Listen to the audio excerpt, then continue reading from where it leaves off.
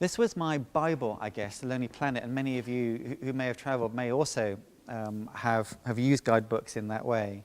I think more latterly, as I got more experienced in traveling, I started to abandon the guidebook and ask people for ideas and inspiration. But the extraordinary thing about The Lonely Planet back then, and this is going back 25 years, is it had a section on there in ethics. And it talked about how to not cause offence with local people. It talked about the ethics of begging and of haggling with local people. And it really awakened my consciousness. And because I was traveling in such a deep and immersive way, it became very important to me. I became very sensitized to how local communities and people I met might be feeling about me as a rather alien traveler.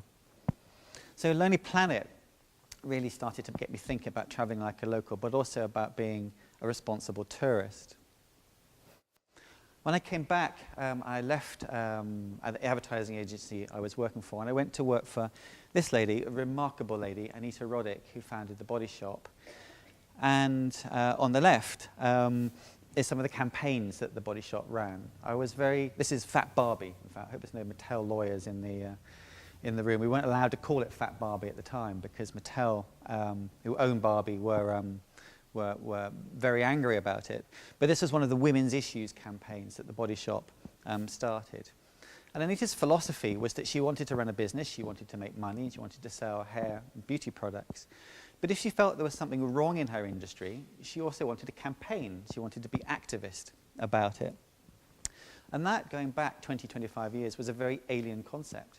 Either you were a business person, in which case you focused on just making profits, or you were a charity person, you campaigned for change. But to do both was a very unusual thing. To run a business in an overtly ethical way was very unusual and very different.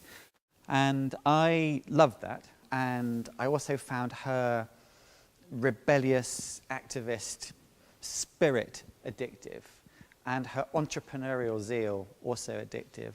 And I've begun to get thinking that I too wanted to start a business with some of her philosophy. I went to study, I did a master's degree in responsible tourism, and it kind of developed my thinking that had first been spiked and provoked by my own travels. And I've come to think of responsible tourism as being about a more authentic, real travel that creates better places to live in and better places to visit. And the interesting bit here is the better places to live in. I don't think tourism is just about conservation or about environment. It has to be about local people, and it's their home, and we have to create tourism which first and foremost creates better places to live in as well as better places to visit. And I started this business in April 2001.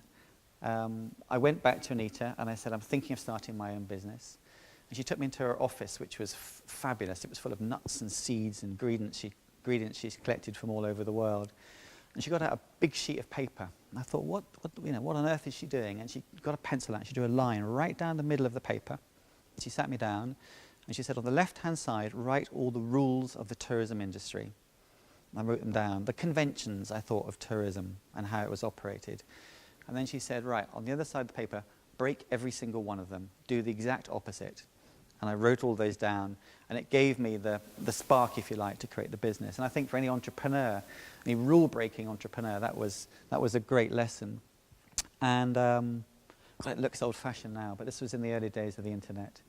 And I was told very loudly it would fail. It was ethical. It was bound to fail. It was a .com. This was 2001 after the .com collapse. .coms were bound to fail. And I had no experience in running a business. But off we started.